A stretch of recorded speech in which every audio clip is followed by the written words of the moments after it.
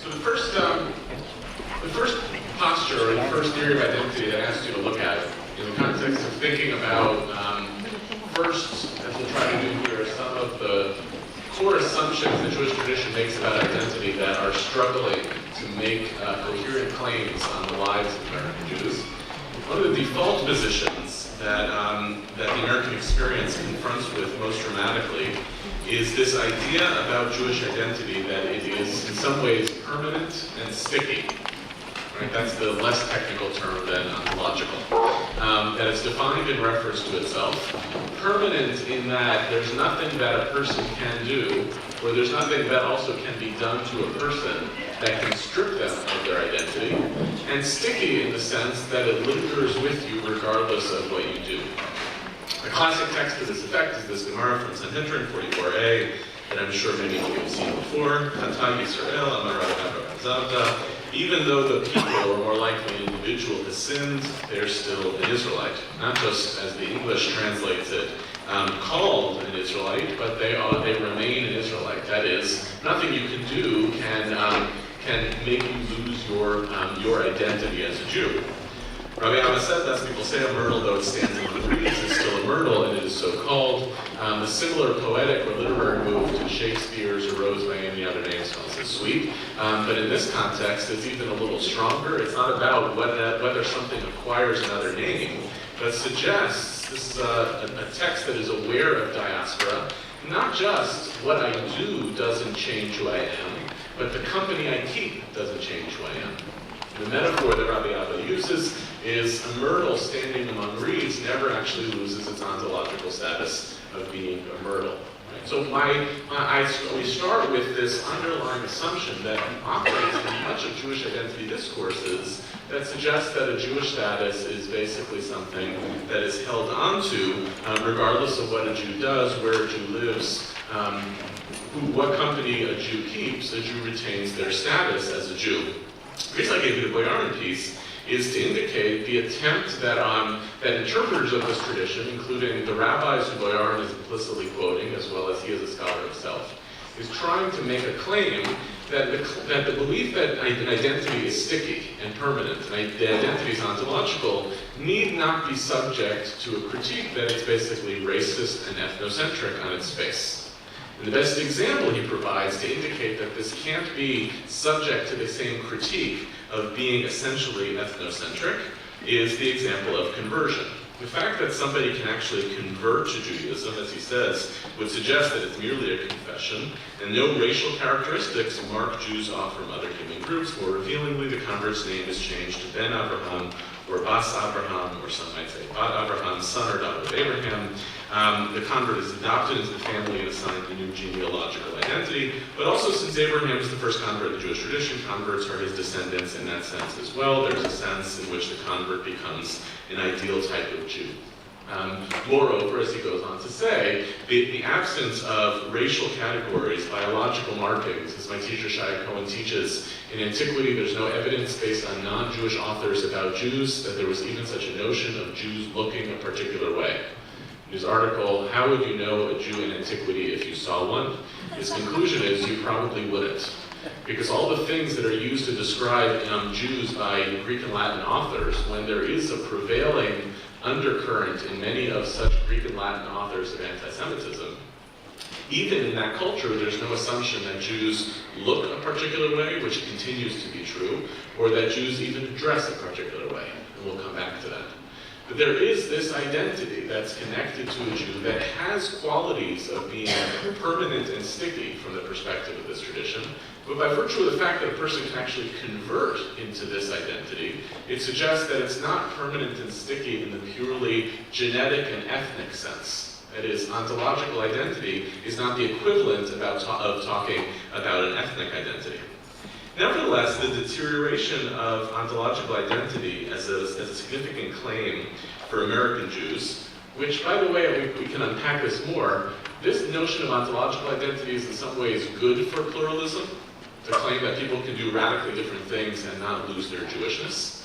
But the place where it ultimately runs aground for American Jews is that if I hold on to some notion of being essentially something, essentially Jewish, but I stop doing things that could be qualified as substantial or meaningfully Jewish, I wind up veering into that thin veneer of ethnocentrism, which becomes evident in this wonderful text from Lenny Bruce. Now, I want to just acknowledge a few things at the outset. There are parts of this I'm not going to read aloud in the baby drush. I probably should have signaled those. I also want to acknowledge that the minute that you take a classic comic text and read it as a text, it's less funny, so I apologize for doing that in advance. How many people knew the Jewish Goyish routine beforehand? Good, I feel proud.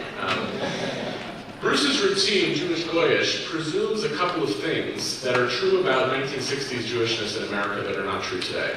It assumes a certain knowledge base both by a Jewish audience, that there are certain characteristics, behaviors, that are obviously not connected to Judaism, but are the behaviors of how the Jewish people act that can be defined as a result now by virtue of the fact that Jews have adopted them as inherently Jewish. And also, equally important, it requires that the non-Jews who are in his comedy clubs in New York are equally aware of these cultural and behavioral markers as markers of Jewishness. Because if you're a Jewish comic who's not strictly speaking to Jewish audiences, as was the case with Lenny Bruce, the only way the comedy works is if you're signaling something about an ethnic group that the ethnic group will itself find funny, and members of another ethnic group will also find funny. In other words, there's an implicit code that creates a covenant between the comedian and the people in the comedy club. I know it's absurd to do this as a text, but it is what it is. It tells a story about American Jews then, and it tells a story about American Jews now. I think perhaps the most famous section, which I'll read, the short one. First of all, I like that the name is Goyish, Hadassah is Jewish, and that's like a really Hamevin mean. But the more powerful one, the one that's perhaps most recognized, Kool-Aid is Goyish, all Drake's cakes are Goyish, pumpernickel is Jewish, and as you know, white bread is very Goyish, instant potatoes Goyish, black cherry soda, very Jewish, macaroons are very Jewish cake, fruit salad is Jewish, lime jello is Goyish, lime soda is very Goyish. Now, is this true? Yes, obviously. Why? What would be even better, right, if you wanted to annotate it, is you would say not only is black cherry soda Jewish, it's queso-thick, right? That would make it like really come alive. We know this is true, partly because Jews actually do consume these foods in certain ways, but increasingly not, right? Jewish foods are widely available to non-Jewish audiences. Jews don't shop in exclusively Jewish stores, overwhelmingly. So Jewish foods are available to, quote-unquote, them, and non-Jewish foods are equally available to us. So what this requires is some underlying assumption that Jews are somehow different than other, but an unwillingness, in essence, to get up and say, because it's not funny if you go into a comedy club and say, Jews are the chosen people, Goyim are not. It's not funny, right? Or to say, Jews have hook noses and control the media, Goyim don't. Right? So both of those move this from being a kind of thin type of ethnocentrism that works enough to demarcate that Jews are different than others. It may be partly based on empirical reality, but it largely seems to be based on an underlying assumption that there is a kind of otherness that can be reinforced. Reinforced by designating these things, but doesn't actually correlate to any sort of ethical or theological or behavioral difference-making that either makes Jewishness into something rich or the absence of Jewishness into something thin. Absent anti-Semitism, what's left, or a set of beliefs and practices, what's left behind a cultural essentialism that's funny to people maybe like us, and increasingly less funny to American Jews. When I teach this text, as I have often to college students, it is somewhere between unrecognizable and extremely offensive, even before you get to the end. Because what do you mean? You're telling me that there's some value in being Jewish, but you are reducing that difference between pumpernickel and white bread. That starts to sound like either ethnocentrism or racialism, because if I indicate as part of it that like lime jello, which is a terrible thing, is Goyish, then I'm also signaling that there's something superior about my culture and that culture. And I'm indicating that the only difference that can be established between Jews and Goyim is some code that's lying underneath this that I might not fully understand. It's actually also an alienating text, oftentimes, to people who have converted to Judaism. Because wait, I What's that? Because they like Like Jello, I'm not going to say that. Because was there part of the conversion class that involved liking worse food? Right? Like, why do I have to like macaroons in order to be a Jew? What is it that you were holding back from me in terms of this difference making? And wasn't I attracted to this faith tradition because of the things that were compelling, ethically, behaviorally, theologically, or because I fell in love with someone who happened to be Jewish, and why did I have to acquire some underlying cultural assumptions that virtually can never be transparent? The other version of this that I thought about showing, but it's an even funnier way to explain it, is, and for those of you who are friends with me on Facebook, I posted this video as your pre-reading, which is one of the other moments that parallels the Lenny Bruce moment for American Jews recognizing that our essential otherness no longer is driven really by anti-Semitism. It is no longer really driven by the things that we do, but by some sensibility that they think we're other, and we know that we're other, and we're still playing, though, in the same terrain, and that's Woody Allen's Annie Hall in the Easter scene. So if you haven't seen it in a while, go back and watch it.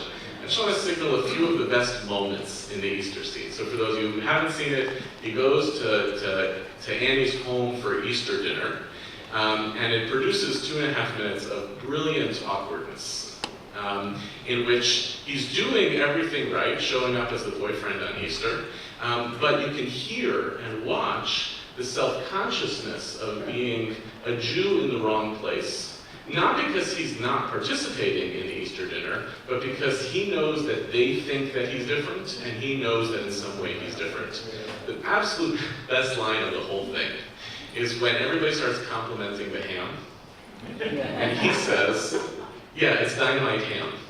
And the reason I think it's the best is that's how a Jew compliments a ham. Right? Like, he knows he's supposed to compliment the ham, and does so in a way that sounds a little bit strange. He goes on, she'd say, I heard you've been seeing a psychiatrist for 15 years. That too is a marker of Jewish difference. And then you get the internal monologue that he starts to get into his own head, which is how amazed he is by these people. They're talking about swap meets and boat basins, and references the grandmother, who he calls a classic Jew hater. And then you go into the mind of the grandmother, who looks at him and sees a chassid with a strong. So there's this kind of awareness of, is that actually how they see him? Or is it a projection from him about the way in which he expects to be seen? The scene, of course, concludes with the split screen between the Easter dinner and the holiday celebration of the Jewish house, which is everybody's on top of each other, shoveling food on each other. And the first line that gets said by his mother in the opening of the scene is, his wife has diabetes. That's what she's yelling around the table. And then the scene concludes with a dialogue between the two split screens, in which Annie Hall's mother asks the Jews, what do you do for the holidays? And they say, we fast. And they say, fast? What for? For our sins. And she says, what sins? I don't understand. And he responds, to tell you the truth, neither do we. And this is an incredible moment for American Jews, right? Because everything about that is true. There is a kind of awareness that there's something essentially different about being a Jew versus being a Gentile, and yet the whole premise of the movie is a movie that actually doesn't foreground the fact that they're interdating. It's not even essentially talked about.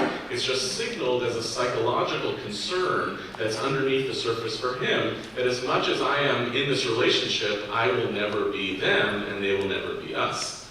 But as I indicated, this is an idea that is incredibly challenging for most modern Jews below the age of when Annie Hall came out, right? For whom the transaction between Jewishness and Gentileness, the more that it gets reduced to some cultural otherness, some cultural essentialism, it becomes a veneer of an ethnocentrism that's unappealing.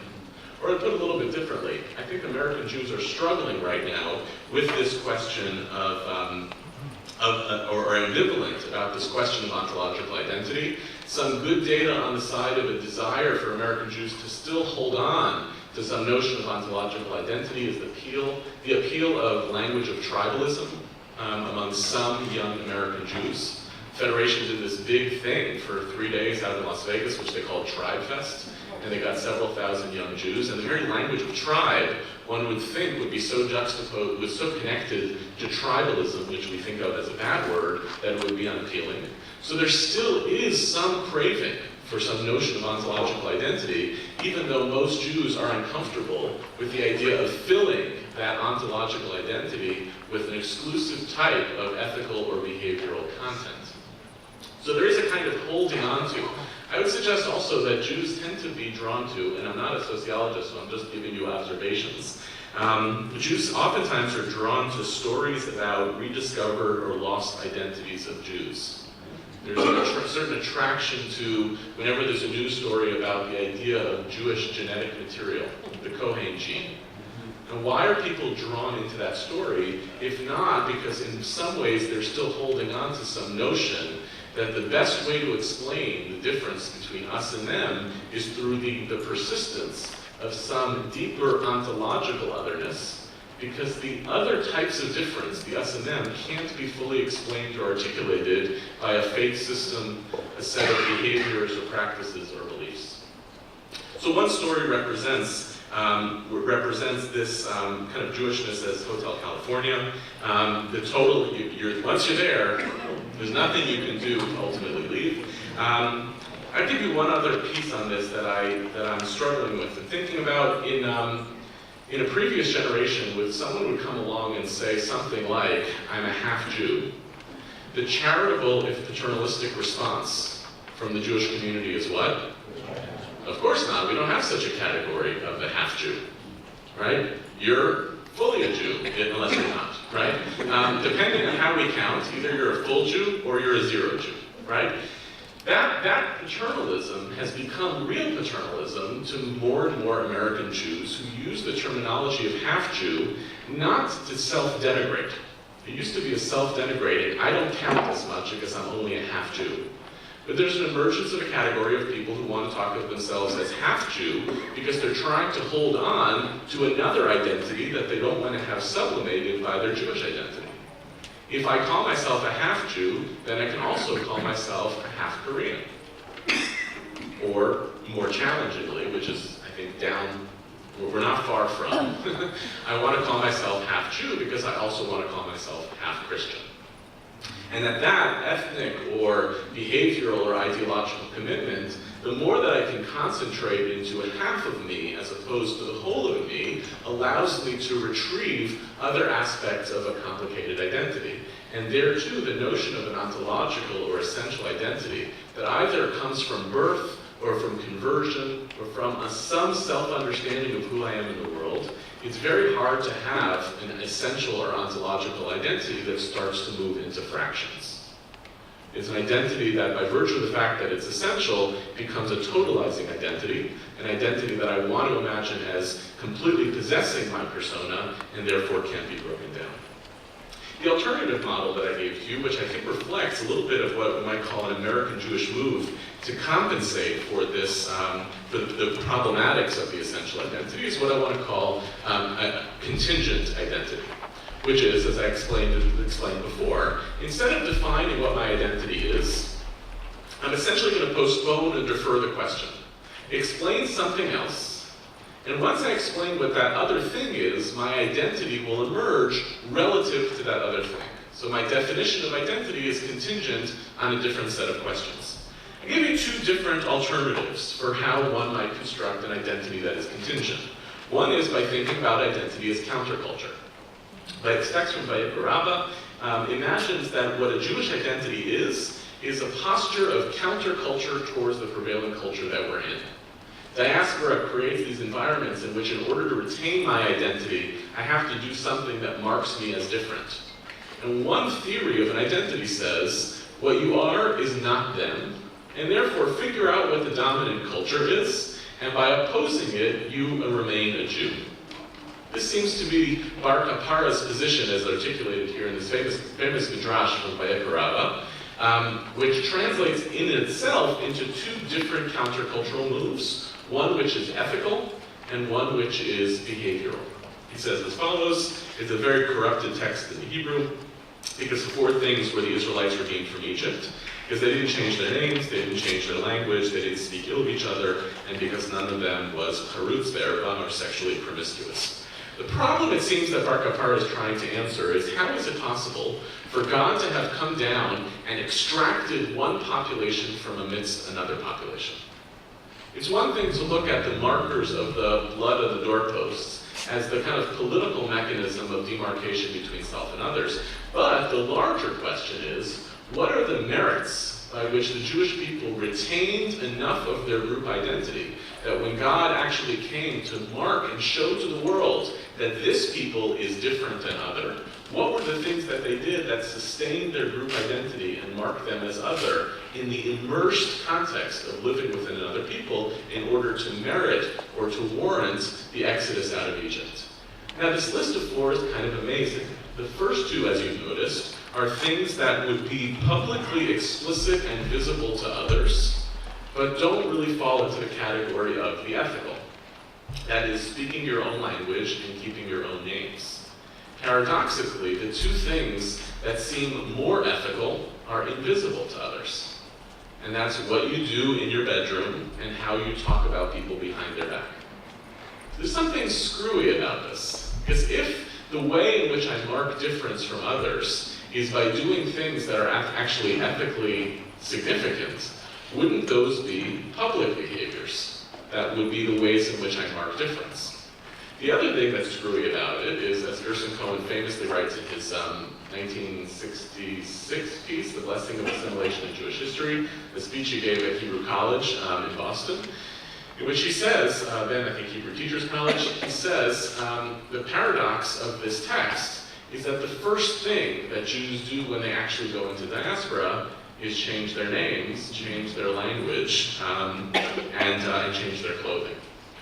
So if it's true that this is the prevailing theory of how Jews, because Bar Kappara's text has to be prescriptive and not just descriptive of the Jews of antiquity, if it's true, this is either a bad model or one that has never been fully obeyed. In fact, I would say most liberal Jews are highly skeptical of the very public behaviors that some Jews clearly do in order to mark themselves as different in those cultural contexts.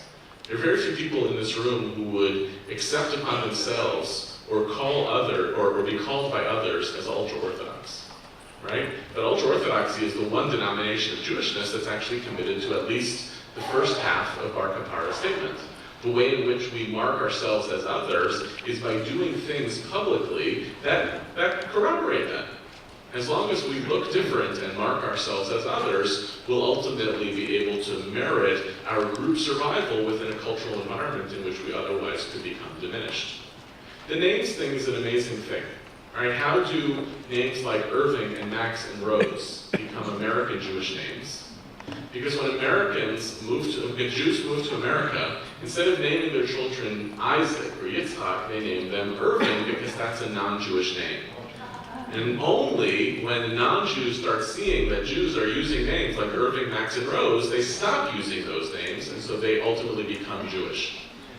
Now, that doesn't happen anymore because overwhelmingly American Jews now choose American names without that prevailing anxiety that if we start calling our children Sadie, right, then only the Jews will wind up with Sadie. But this reflects that Jews have one other definition of Jewishness, which is contingent, which is a countercultural position, which requires me to define the culture against which I'm fighting, and my identity will emerge as a rejection of it. And if this is one alternative for American Jews, it's overwhelmingly an alternative that American Jews have not chosen. American Jews have overwhelmingly not chosen that they want to be countercultural. The other alternative of how to define an identity as contingent is through Kaplan's famous phrase, and I could have used Kaplan, but Mordechai Kaplan can be a little wordy. So I just gave you the first sentence here from Gilman's kind of reduction of his ideology into there are 3 possible ways of identifying with a religious community by behaving, believing, or belonging. I might call it, right, belief. What am I supposed to believe in order to be a Jew? And then how do I characterize what a Jewish identity is once I've named those beliefs, then anyone who has those beliefs is by extension a Jew. or behaving. These are the things that a Jew is supposed to do. I don't have to describe what a Jew is, but I describe how a Jew behaves, or by belonging. These are the markers of community, or the markers of peoplehood. And if you abide by those norms, you're part of the Jewish people, and if not, you're not. The freeing part of this is, again, I don't have to now talk about identity as its own thing, I have to talk about something else. But here again, this begins to fall apart for many American Jews in America who want to be Jewish without any of these things. Don't tell me that I have to believe this to be a Jew. Don't tell me that I have to behave in a certain way. Certainly don't tell me I have to belong if I want to be Jewish. I just want to be a Jew. I don't want to have the thin ethnocentrism of category 1, but nor do I want to have this burden of the demands that are created by a contingent identity of category 2, and I certainly don't want to have to act countercultural in order to reinforce the value of my own identity.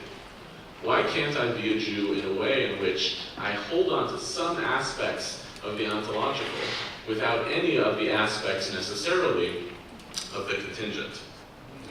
So let's back up a second. I want to try then to go back and ask in some ways the more foundational question of the confrontation with this particular cultural context, which is diaspora in America.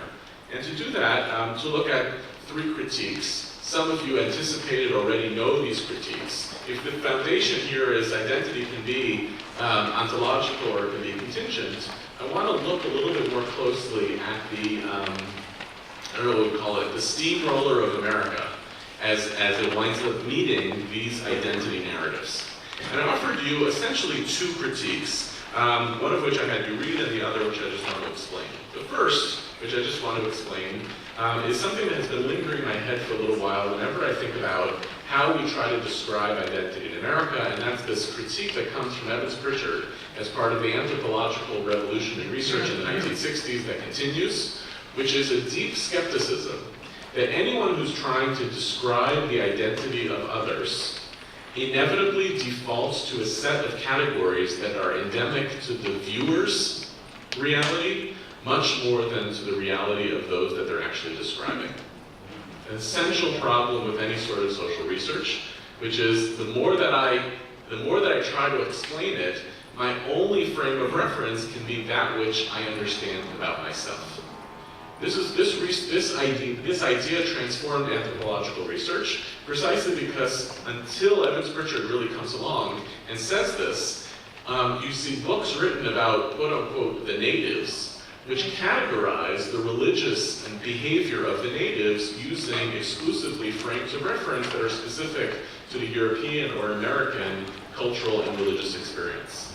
And Evans Pritchard basically puts the brakes on it and says, how are you capable of actually understanding what's taking place in the transformation of an identity, in the emergence of an identity, if you're stuck with the frame of reference from your own experience? Or is the best Torah example that I like to use on this is what I call the Torah of the antelope. So have you ever seen those nature videos where you see the magnificent scene of the antelopes running across the steppes? Right? It's like a beautiful scene in the wilderness. And you kind of say to yourself, wow, how fortunate am I that I was able to see this magnificent part of nature. Ma rabu ma'aseh Hashem. Until you realize that the only reason that the antelopes are running is because there's a helicopter. Right? And the helicopter is creating behaviors on the ground that then the observer thinks that they're witnessing for the first time. I don't know where I first learned the Torah of the antelope, but it was like mind-altering. Hello? Hello, it's on the video. Wonderful. The same Evans Pritchard gives the example of trying to teach, of missionaries trying to explain the New Testament to Eskimos. And the example he gives is, how do you render into Eskimo language Jesus' phrase, feed my lambs? And he says, well, what you could do is find the equivalent in Eskimo to a lamb, which is a seal.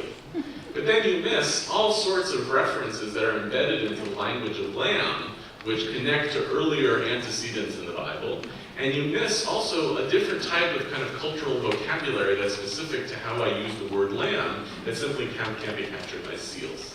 So part of the issue that we're confronting is, how do we who have really oftentimes very clear understandings of our own Jewish identities talk about or to other individuals who are living through a transformation of identity without imposing the categories that we use to think about our identities on their identities. It's one of these problems that could make you just basically fold everything up and go home, right? But we have to look at it. We have to think about it. In what ways, and I alluded to this at the outset, in what ways do our surveys wind up privileging certain categories of identity that will be self-fulfilling in a certain way? Because people will either opt in or not opt in, but they may be orienting themselves or understanding their own identities with frames of reference or language that we're incapable of seeing. The second phenomenon, which is not just, this first phenomenon has to create among us a certain type of humility in analyzing something that we can never fully understand, right? And any experience of parenting or friendship reminds you of this, which is there's so much that seems to be shared, but there's going to always be a limit to my own frame of reference that's obscured precisely by that which we share. Right? So how is it possible for you who shares my genetic material to be such a different human being? Right? That's a little bit of what Evans Pritchard is capturing into familial tones. The second half of this critique, in Wieseltier and Saidi, suggests that the diasporic experience, or the American experience, actually makes for diversity, multiplicity, complexity, hybridity, pick your idity. All of those things are not just the way in which we live in this environment, but are actually loftier moral categories for which one should be thinking about identity.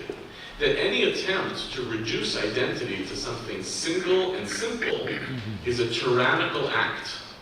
It does something that is by necessity reductive and weaker than the attempt to hold multiple identities at the same time. Wieseltier says, it's a great line, I hear it said of somebody who's leading a double life, I think to myself, just two.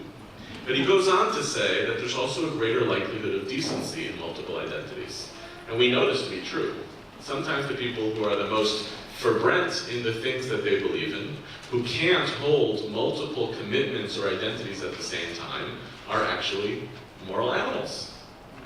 So why would we want to? I think we have to hear in Wieseltier, and you kind of know where he's going to come out when he titles his essay Against Identity. Why do we insist on trying to name an identity when in fact the society that we're living politically and morally privileges the possibility of multiple identities, not just as a choice that people would make, but as in some ways a morally superior discourse? Is it possible that when someone says, I am a Jew and, I am a half Jew and half something else, that there's actually an opening there for something that's more morally rich than the very ontological Jewish identity that many of us take for granted as being essential to what it means to be Jewish? Said maps this out to the American experience as well, and demonstrates, and I think he's right, that American identity is too varied to be a unitary and homogeneous thing. The battle within it is between advocates of a unitary identity and those who see the whole as a complex but not reductively unified one. And then here's the key line. This leads to two different postures or behaviors of individuals trying to articulate their identities in a diasporic and American context. One which he calls linear and subsuming. I tell my story as linear, and the other as contrapuntal and nomadic. It sees itself as pausing and breaking, and sometimes a little lonely and more complicated.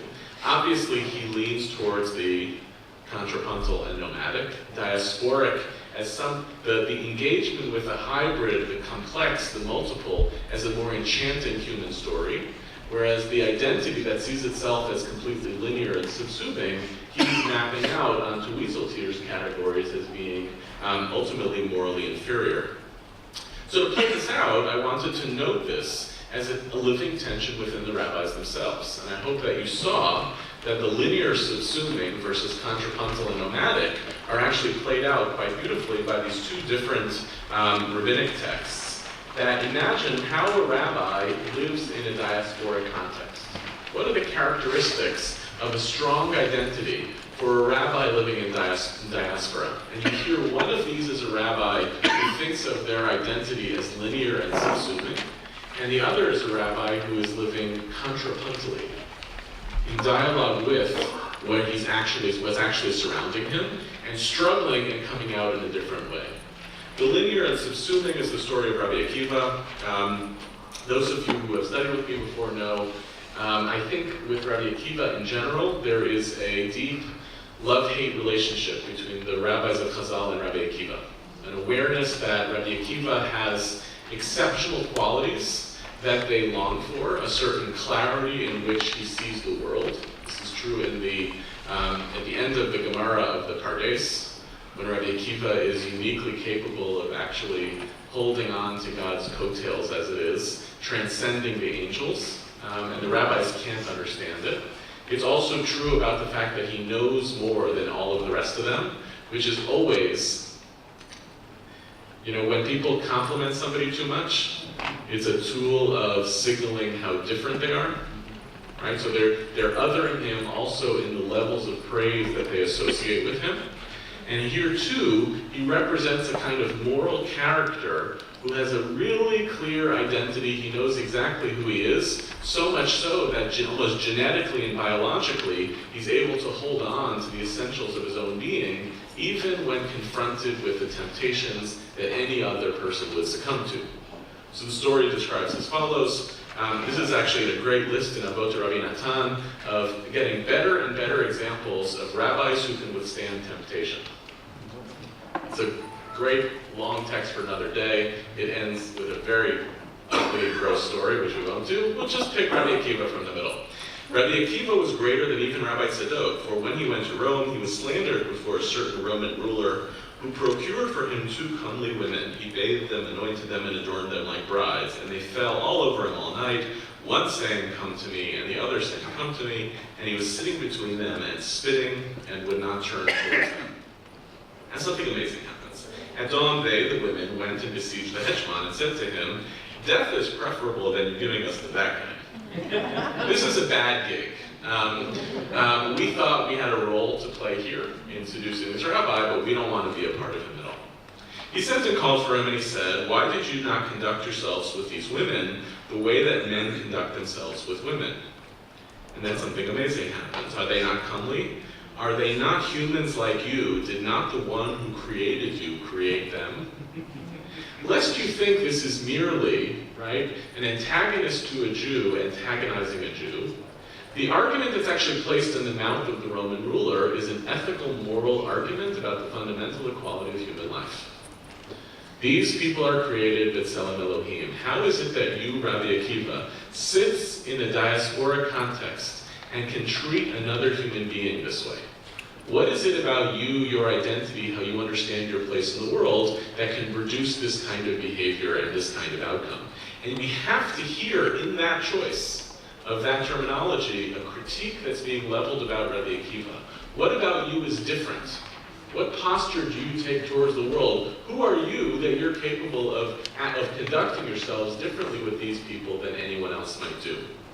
Rabbi Akiva says, "Ma e'aseh," and there's many footnotes we could give about rabbis who are helpless because of their conviction, including one of Rabbi Akiva's students, who is, I think it's Ben Azai, who is called onto task in a different Gemara about the fact that he teaches that a person should get married first, that is to fulfill their sexual desire, and then study Torah. And the rabbis say to him, "Yafed daresh, yafed mitkain." It would be nice if you did what you said, because you are yourselves celibate.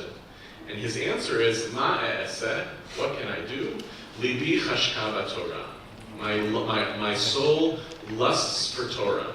And there in that Gemara, I think there's an awareness of lust and lust. My craving is for this type of lust and not that. In other words, there's something about my identity that's not really my choice. My identity is this, and it's so firm and it's so rigid. This is the exact construction of a linear, subsuming narrative historiography of living in diaspora and being able to retain some deep sense of otherness. And what is it that is essential about Rabbi Akiva here, that he's capable of resisting his temptations? What shall I do? Their smell came over me as the scent of corpses and carrion and vermin. The fact that I'm capable of living within this diaspora context, not just with the attempted seduction in this particular moment, but with a larger culture of seduction that would entail the rejection of the types of particular elements of my own identity, that I would throw them away and simply belong and behave as part of this new social order, is something that is essential to me. There's nothing I can do about it. This holds on to some of that ontological sensibility, and yet I think we're supposed to read Rabbi Akiva and say, but are we like Rabbi Akiva? Do we have that disposition? And if we don't, is this something that you're just supposed to be born with? Is this something that we're supposed to strive for? I wonder, especially with this language of Tzelem Elohim that's here, are we supposed to be a little suspicious of this type of standing against of how a Jew is supposed to conduct themselves in diaspora? And therefore the flip story to this is this midrash on Vayikra. On the pasuk in Vayikra of Kedoshim Tihiyu, you should be holy to me, for I am holy, and I've set you apart from other people to be mine, in the context of which we get the analogy implicitly drawn by Sefer Vayikra, that the way in which the Jewish people are different than other people is comparable to the way that one animal is different from another animal. There are kosher animals and there are treif animals. Rabbi Elazar ben Azariah says, undermining the idea that we are ontologically other, he says, from where do I know that a person should not say, I have no desire to wear clothes made of wool and linen, I have no desire to eat the meat of pigs, I have no desire to commit adultery? That is to say, Rabbi Akiva is wrong. A person shouldn't say, I have no desire to eat a cheeseburger. Rather, a person should say, I desire these things, but what can I do? My Father in heaven forbids it. I'm supposed to actually see myself as identical and similar to the cultural environment in which I'm in, and simply make a different set of choices of who I want to be in those cultural environments. Now, do the rabbis, are they really challenging Rabbi Akiva with Rabbi Elazar ben Azariah? I'm not sure. I think what at least they're suggesting is there are two different ways in which to be in diaspora. One, to assume this kind of ontological otherness, to strive for it, to aspire for it, maybe to educate towards it. How do you educate somebody to be Rabbi Akiva? My guess is it would involve creating educational systems in the diaspora that are very, very different than the ones we currently have. How do you make people think that their engagement with other seductions smells like carrion and vermin? What ethical choices one would have to make in order to teach that kind of hatred of the other, in order to make people truly hate the other? Or do you do the much harder work, which is the position of Rabbi Elazar ben Azariah, in which I'm not supposed to say, that lobster smells terrible. I'm supposed to say, yeah, that smells great, but I'm holding myself to a standard in which I cannot eat it. In which those set of educational choices may be easier to teach from the perspective of our ethics, but harder to see played out as universally successful. The more stark divides that I create, which are diasporic moves, as Said says, the more stark I make, the narrative of what it means to live in this cultural environment comes at the cost, perhaps, of my own ethics. So with all of this as background, I want to read these last three texts. I want to suggest, as I think is probably obvious, I'm not hoping today to provide one recipe or one prescription of what Jewish identity means. What I'm hoping to do, though, is to suggest maybe that there could be a posture that's useful for American Jews in living in a cultural environment in which we are caught between the Akiva impulse and the Elazar ben Azariah impulse.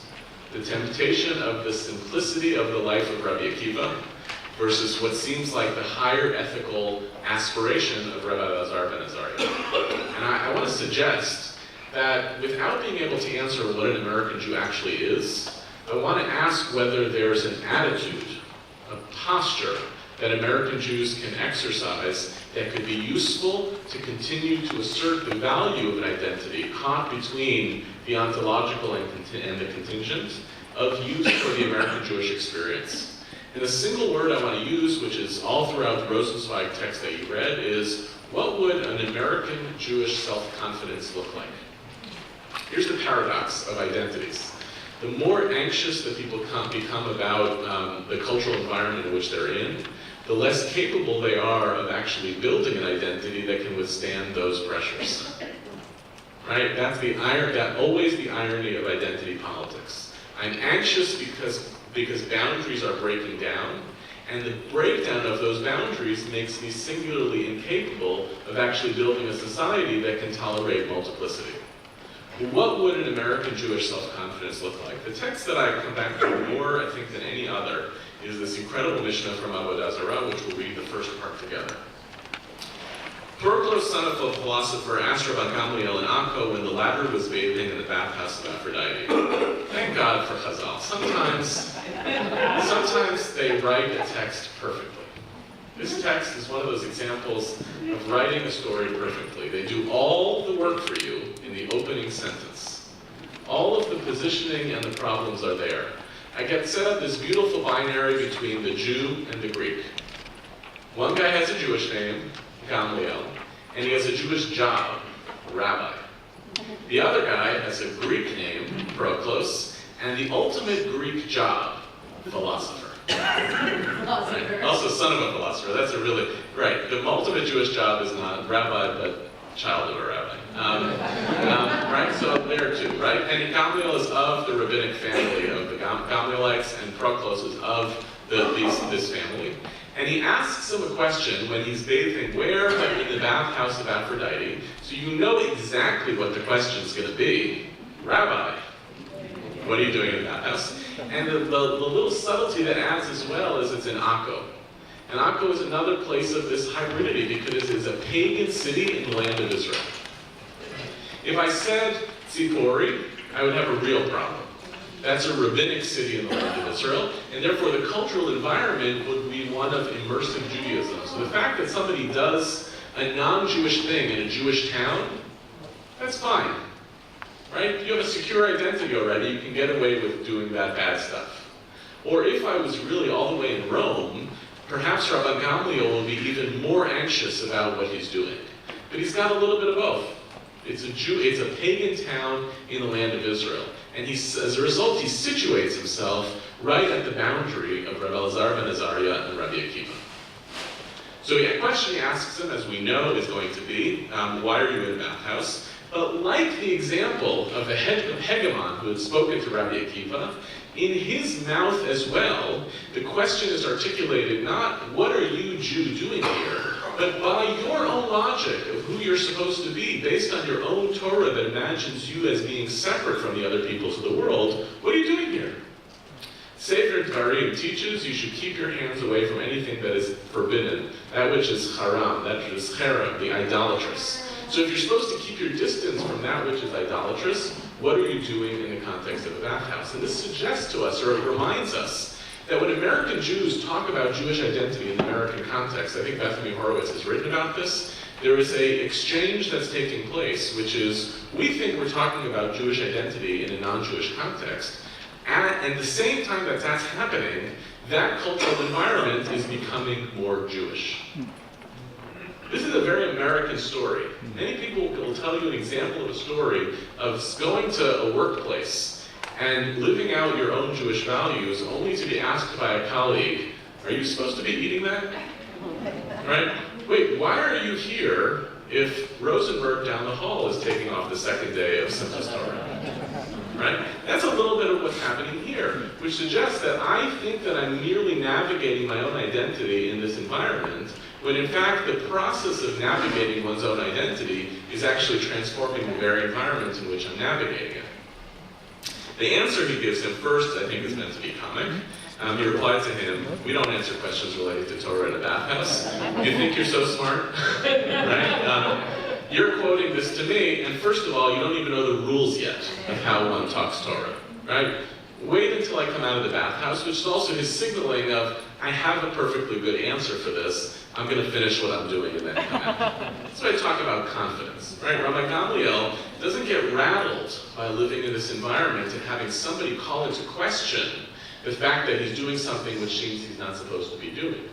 And when he comes out, he gives this amazing answer. The great work on this by Seth Schwartz, Gamliel and Aphrodite's Bath, from which some of these insights are drawn. People do not say, when he came out, he said, I did not come into her domain, she has come into mine. People don't say the bath was made as an adornment for Aphrodite, rather they say Aphrodite was made as an adornment for the bath.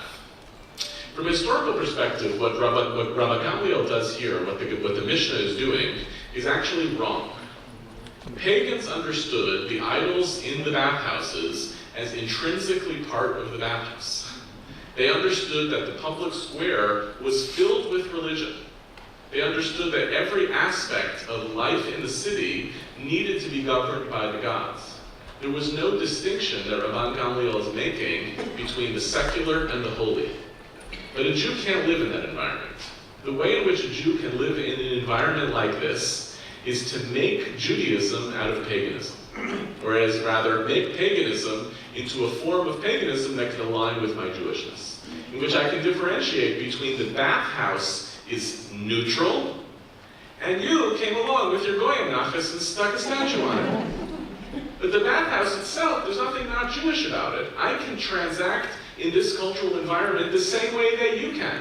And the fact that you've attached some religious significance to this secular, neutral environment, that's your narishkeit, it's not mine. That's not what a bathhouse is for. A bathhouse is for hygiene. That's universal. This is the amazing thing is that American Jews did this, I think, unconsciously with Catholic hospitals. Right? Because we said, what do Catholics think about hospitals? It's actually a critical feature of their own theology, which is a theology of healing. American Jews come along and they're like, no, it's just a hospital that somebody stuck a cross on. So I can visit the hospital, I can do my work in the hospital, I'll do my chaplaincy in the hospital, and the fact that for you this operates within a framework of a theology that winds up implicating me, I'm not doing idolatry, I'm just doing my Jewish work here. The posture that Rabban Gamliel is taking is stunning. He makes no apologies for who he is.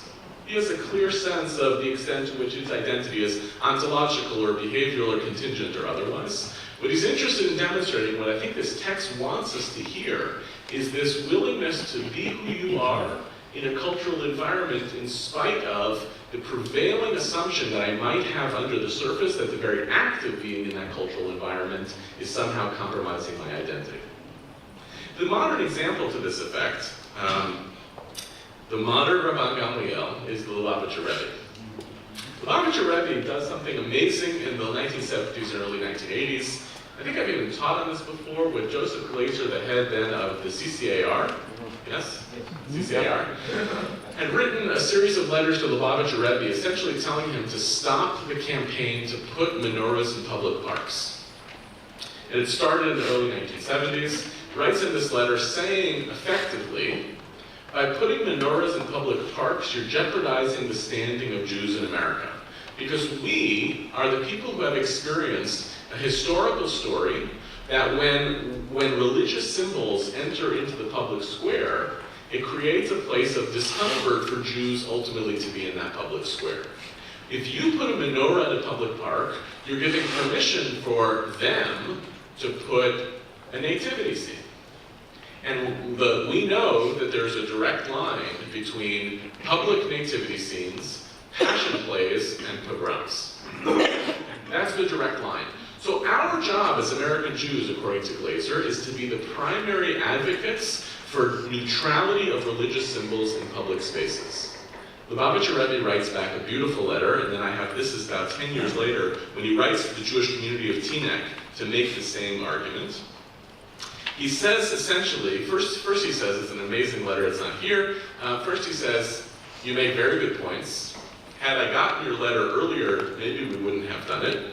But we started doing it, and guess what? Everybody likes it.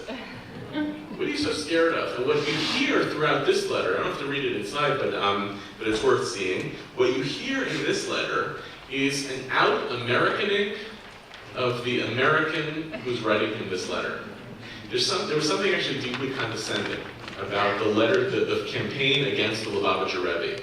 You, who act different and look different than other Americans, are misunderstanding that we Jews are supposed to be kind of seen but not heard. That's how we survive and thrive here. Lubavitcher Rebbe is like, I'm sorry, the way in which we're going to be Jews in public is with mitzvah tanks and menorahs. And that's actually more American. Stop being so anxious about the pogroms. They're not coming. What America makes possible in this environment is, he says, an inspiration to many and evoking in them a spirit of identity with their Jewish people and the Jewish way of life. A menorah in public actually engenders a pride in Jewishness. Now there's a huge generational divide on this question. Older Jews tend to be on the side of Glazer. Don't rock the boat. It's going to be bad for us as Jews to put these symbols in the public places. Younger Jews who have grown up with this would find it scandalous that Jews would be so shamed of their own symbols that if you're going to have a nativity scene, why wouldn't you also have a menorah? In other words, the issue is not symbols in public, it's parody. You have to have both. Somebody asked me a couple of years ago, why is the National Menorah in Washington, D.C., which is an event that's attended by like 20,000 people, the lighting of the National Menorah, said, why is the National Menorah in D.C. always lit by somebody from Chabad? I was like, well, there is no National Menorah. There's a Chabad Menorah, which calls itself the National Menorah. And it succeeded at creating a sensibility that actually Jews should have Jewish symbols in public spaces as a means of signaling that we're actually proud of our own tradition. The question I want to ask is, for Jews who are not Chabad, how do we pivot into understanding that one of the tools for the reinforcing of American Jewish identity is going to be routing itself through the public square as opposed to trying to avoid it? This goes back to the institutional challenge that I indicated at the outset. Our Jewish community was built around privatizing Jewishness into the context of local institutions. What happens, however, when identity can be cultivated more effectively through public confidence than it can be through routing people into private institutions? And the last piece I'll say on this, and with this I'll conclude, is Franz Rosenzweig's interrupted project. The date is wrong, it's not 1937, I believe it's earlier.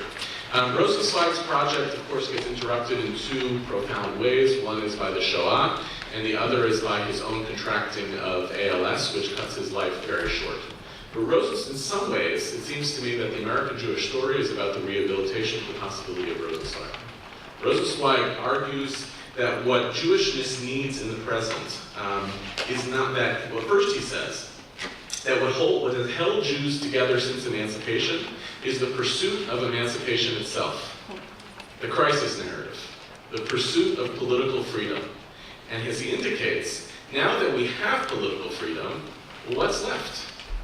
All we have as our identities are hollow shells of the pursuit of something else that need to be radically filled with content. He says the same thing about Zionism, which he calls a diagnostician of genius, but a mediocre healer. Zionism was good to get the Jewish people political sovereignty, but Zionism in and of itself, the movement towards sovereignty, doesn't answer the existential questions of the meaning of Judaism for what actually happens when you get here. In some ways, it seems to me that if modernity was characterized by two basic Jewish problems, one emancipation and one enlightenment, one political freedom and one the problem of meaning, we have successfully solved the emancipation problem both in the framework of the State of Israel and in the American Jewish experience, but most of our language of identity is still wrapped up in an emancipation discourse. And what Rosenzweig is seeking is a certain type of self-confidence to, instead of answering what an identity is by giving it adjectives, Orthodox, conservative, Zionist, whatever, to be radically committed to a different kind of Jewish self-confidence which is routed dramatically through Jewish learning. This is what creates confidence. And we kind of know this to be true.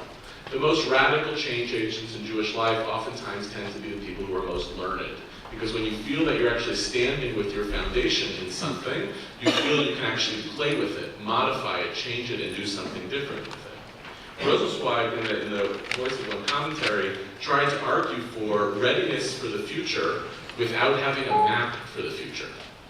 One of the things I tried to demonstrate today is we have no map.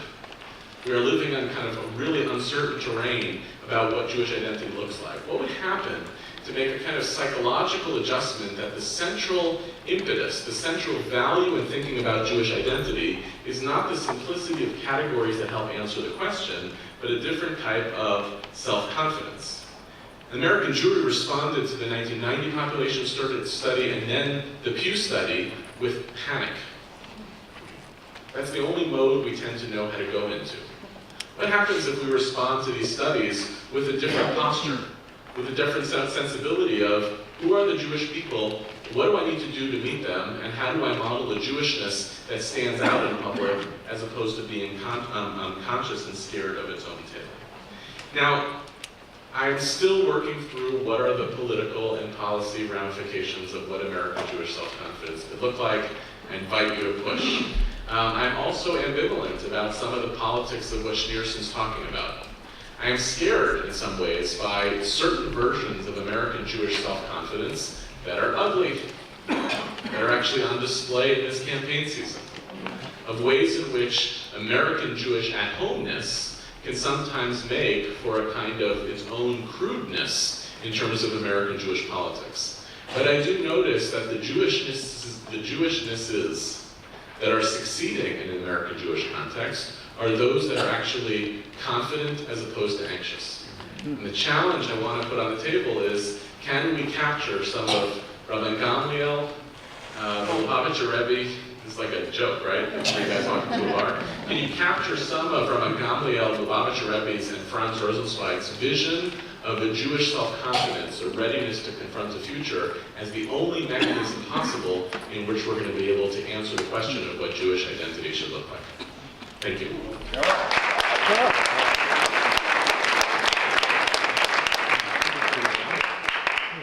Okay. Yes.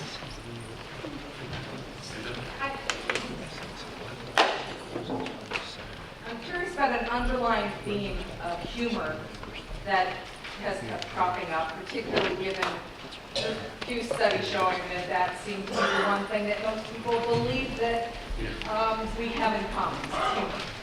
And yet it strikes me as it's a possible antidote to that unitary passion. That's great. I want to think about, I used humor here as some of my sources, and it is an interesting piece of the Jewish story that is recognized by American Jews as a recognition that humor is a feature of being Jewish. I'd have to think more about what it means to programatize it, right? Because that continues to be the case, right? And it's divisive, right? And even some of the humor itself here is offensive. So both, anytime you quote Woody Allen, it's underlyingly offensive, and some of the Lenny Bruce stuff that's here. So, I don't know, it's a good question. I think about some of Speaking of humor, it's interesting to see that the new generation of comedians like Amy Schumer, Sarah Silverman, and others are very confident in their Jewishness. Yeah. They're very proud to be Jews, and they do not denigrate, as Woody Allen would have done, or Lenny Bruce before, or other comedians, their identity as Jewish. Yeah. No, it's an interesting observation in parallel to this, that same type of self-confidence has less of the Jewish angst and more of a recognition that there's something possible and funny about the weird story of the Jewish people. This tiny speck of a margin of error on a Chinese village population that actually has had such an interesting impact on the world, and there's something that's potentially funny about it. And it is true that the edginess allows for less anxiety. My favorite to this effect is in the Curb Your Enthusiasm. I mean, we could do this whole thing on the kind of history from Seinfeld to Curb Your Enthusiasm and Jewishness as it's navigated throughout this. When he's whistling Wagner, Please go watch this. He's with Wagner outside a movie theater, and the person comes over and says, "You're a self-hating Jew." And his answer is, "I hate myself, but it has nothing to do with being Jewish." Something is here, and I have to work on it some more. Yes? Question about the choice in terms of American Judaism. Given the choice of the Akiva model, which is, I am so into my Jewish identity, the outside diaspora disgusts me, versus I embrace my Judaism, but I am tempted by the outside Jewish world. What about the American Jewish model, which is embrace, actually doing the third, which is, yes, I will marry the non-Jew out, easy on social, but I still define myself as a Jew. Where does that play within our Rabbinic model? Yeah, it's a great question. I mean, Rabbi Gamliel pushes us a little bit further because he doesn't say, I'm like Rabbi Elazar ben Azariah, I'm tempted by the bathhouse, but I don't go in. He's actually in the bathhouse. Whether that can extend to the full idiosyncratic behavior of American Jews of, I want to do whatever I want to be able to resist those temptations, but still call myself an American Jew. I don't know whether Chazal knows that well enough to help us. I think they can get us started in thinking about this. I think it tends to be a dead end. This was my anxiety about boundaries. The minute that once you cross this threshold, you're not part of us anymore. That I find to be something of a dead end when it comes to Jewish identity making, the insistence that there's a boundary somewhere and I just haven't hit it yet. There's a very different posture or a very different sensibility which says, I'm not worried about the boundaries yet. I'm worrying about my disposition in the way in which individuals are confronting and encountering those boundaries. Yes?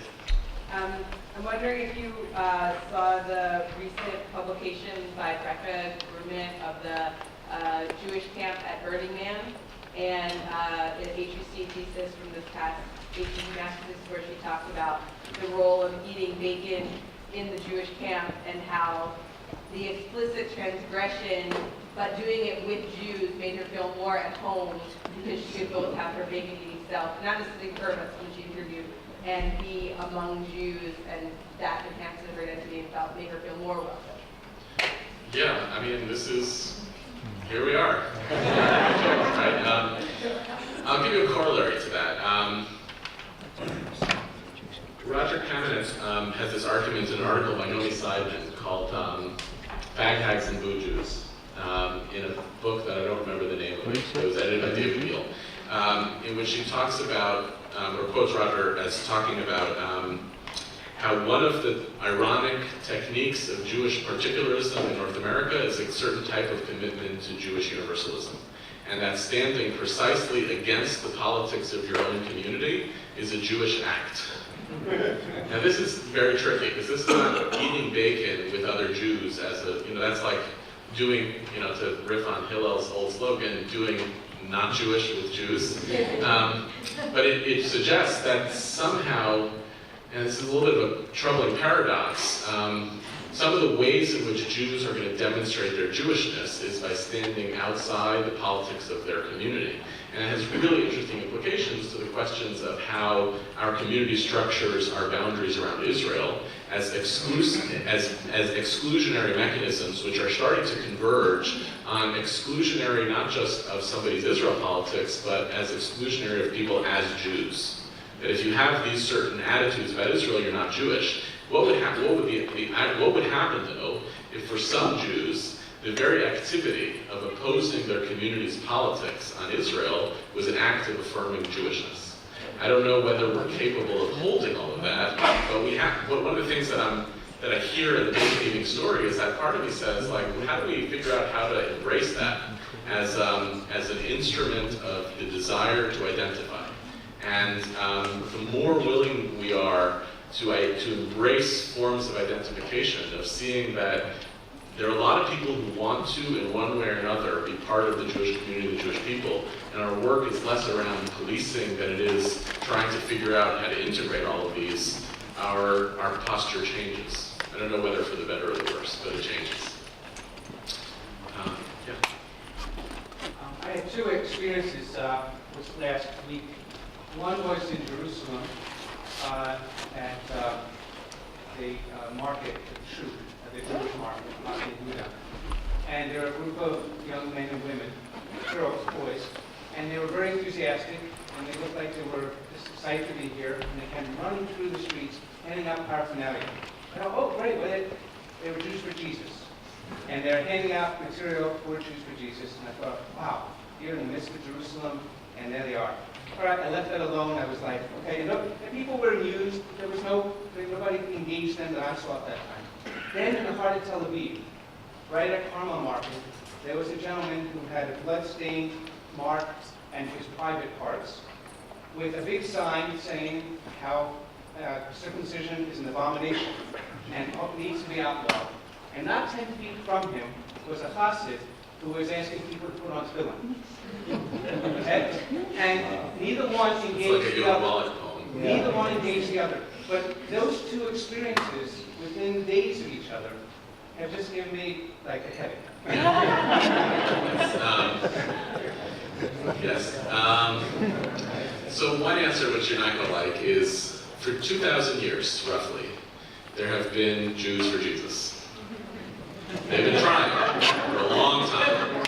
In certain sectors, they've been extremely successful. In others, not. Again, we could reframe the whole seminar by saying this: when a Jew does this, they are not a Jew. The boundaries, the goalposts keep moving. And I therefore am not sure whether our answer is, let's decide that that's a boundary that I want to cross, because who knows where it's going to be. What I hear in that is, okay, look, for better or worse, the consequence of creating a Jewish public square in Israel, right, and a relatively open one, and the consequence of creating a relatively open Jewish public square in America is that we are now offering up Jewishness as a competitor in the marketplace of identities for Americans and Israelis who will or won't want to choose into them. And when you have a genuinely open marketplace, you're going to have wingnuts on various different sides of that marketplace who are hawking wares that we're going to find to be completely anathema. Our choice could be to constrict or restrict which wares get offered as legitimate offerings of identity in that marketplace. But the minute that you do that, you can no longer talk about yourself as actually having an open public square and an open society. And I think most of us believe in the moral value of that open square in our society. And therefore, your only choice is to create a version of a Jewishness that will want to make people choose your choice, as opposed to choosing from those two inferior options. Yes, So Arnie? what happens when the Jews for Jesus quote-unquote rabbi applies to come to this seminar? What happens when a Jew, I guess a Messianic Jew or a Jew for Jesus rabbi applies to come to this seminar?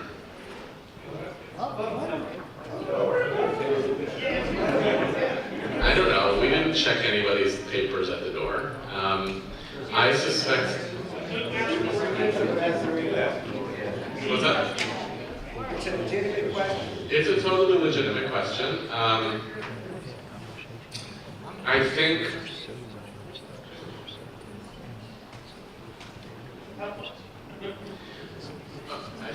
let me say this. Our own institution has made a choice to talk to those who want to talk to us. As a result, we travel in North America to encounter Jews in all sorts of places that are anathema to other of the populations we talk to have people participate in our seminars with political views that I know that people in this room would consider tantamount to the Messianic Jewish choices in terms of its heresy of the kind of normative qualities of Jewish identity. And one of the ways that we're uniquely capable of doing that is because we don't make this a facilitated workshop in which every rabbi sits up here and takes a turn giving a lecture. So if somebody wants to come who has views that are outside of the boundaries of the norm, I don't know that we would have a credible argument in this institution to say, no, you can't come in. That means also, and this is happening throughout Jewish life in America, there are more and more, and I think I might talk about this tonight, there are more and more non-Jews participating in Jewish life. They're showing up. So what do you do? Now, would I feel differently if somebody was making a case and said, I will only come if I can teach an elective? Yeah, I would probably feel differently about that. And I think different institutions have to establish how they can hold the space of maintaining diversity within their boundaries and holding on to a sense of integrity of what their institutions actually represent. Gotcha. Yehuda, as you reread the piece by Lenny Bruce, it occurred to us that no one under the age of 40 would understand it. Not true. I'm under. Barely under the age of 40, but I understood it. But my confirmation class this year, I asked kids to complete the following sentence, and I learned a lot. Jews don't. And no one could complete that sentence. What don't Jews do? I mean, by the way, I'm not challenging you. I'm throwing that out. Yeah. Have we lost that? Jews don't hunt, you want that? Have we lost that as a category of thinking? Yes.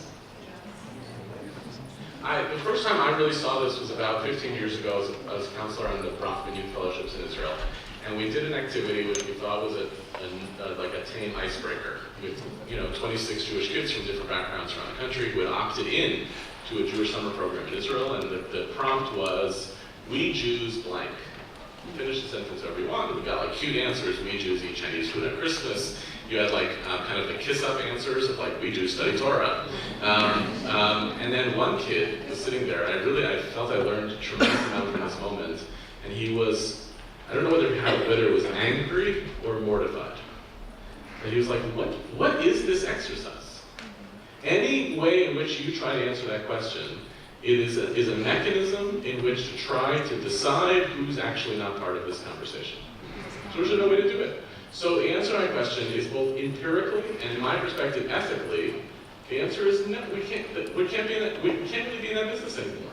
Jews don't, or we Jews X. If we get into that business, that might be the choice that gets made by particular ideological movements. The minute you attach an adjective to Jews, you can start answering that question. We Messianic congregations are asking people to make declarations about the U.S. Is this an eventual coalition let them in? I think what we're ignoring is that the culture towards which we've been countercultural is disappearing at the same time. You don't, I mean, that Easter dinner in Woody Allen, how does that really exist anymore, and for how many people? So there's less for us to be countercultural against. Right, although countercultural can express itself in a variety of ways. I suggested a couple of obvious ones would be the culture of behavior or the culture of adhere ethics. There are other countercultural efforts underway in the Jewish community that are thinking about identity as counterculture. For instance, justice movements. The American Jewish community think of their Jewish identity as basically about counterculture. Certainly there are aspects of rabbinic education in which there's a desire to position otherness to the normative way in which Jews do Jewish as the model in which one is supposed to be Jewish, kind of a privileging of the margins as opposed to that of the center. So even, you're right, counterculturalism is a moving target, which is part of the reason I got rid of it rather quickly. I don't think it usually works because you've exonerated, you've stripped yourself of having some agency, and instead you're focusing on some other in which you're seeing your Jewishness as an intended response to it. So it's a moving target, and people still try to use that Jewishness and try to say, I'm interested in fighting against something as opposed to responding to it. That's all I have. So essentially, kind of going with that, I was wondering what you think about, I guess, looking at these belonging, behaving, and heart to heart. Like, what about the social justice concept of being Jewish in America? Like, whatever, the Reform Act, Yeah. civil rights. Right. The question is, what about social justice as an affirmative, I guess, technology of being Jewish? And I think that it's probably good data in this question, in this conversation about one mode of Jewish self-confidence. I think there is significance. It was interesting a few years ago when Jewish Funds for Justice rebranded itself as Ben the Ark. And it was interesting because they took the word Jewish out of their name, right? They borrowed a phrase from a Christian theologian, right, as the name that they wanted to represent themselves. And instead, and other Jewish social justice organizations did this as well, instead of saying our job is to cultivate a certain spiritual or ethical disposition within the Jewish community, our job is to be Jews working towards social change in broader sectors, in which we are less interested in the outcomes for particularism and more interested in the outcomes for universalism. I think it's very good data for this move for American Jewish self-confidence. The question that I think those organizations are asking and must continue to ask is, in the long term, can you continue to hold the sway of the very Jews in the Jewish community that you're trying to activate to do that, or in the process of locating your primary allies outside of the context of your own community, does your own identity as being committed Jews in that process ultimately dissipate? And I think there's good data that it does. Yeah, Brent? I'm going to pass. You're passed. Okay. Yeah, Shimon. To go back to the Gamliel text in the bathhouse, part of what the text at its base is playing with, besides Aphrodite, is the fact that Gamliel is in the Roman bathhouse, a Roman invention in Israel than Palestine.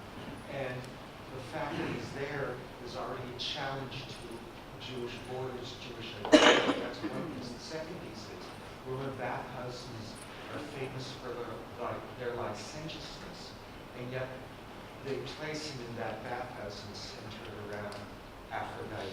Right. Yes, both of those insights are right. This is both cultural imperialism and the place from Rome in the land of Israel, as well as a context in which it may not purely be about hygiene. And that's the tricky thing about the bathhouses. They are both the places of hygienes, and they're places of sex, and they're places of all sorts of boundary crossings. And one of the things that I appreciate about the text is its willingness to leave that ambiguous, right? As if to say, what happens in the bathhouse stays in the bathhouse, and Rabbi Gamliel is allowed to be there. And not only allowed to be there, but allowed to dictate the terms of what he takes from this environment and what he leaves behind. Last one, yes. I'm glad that I took the time to watch you teach this last week, because I'm sitting here fighting jet lag Can't hear you. this morning.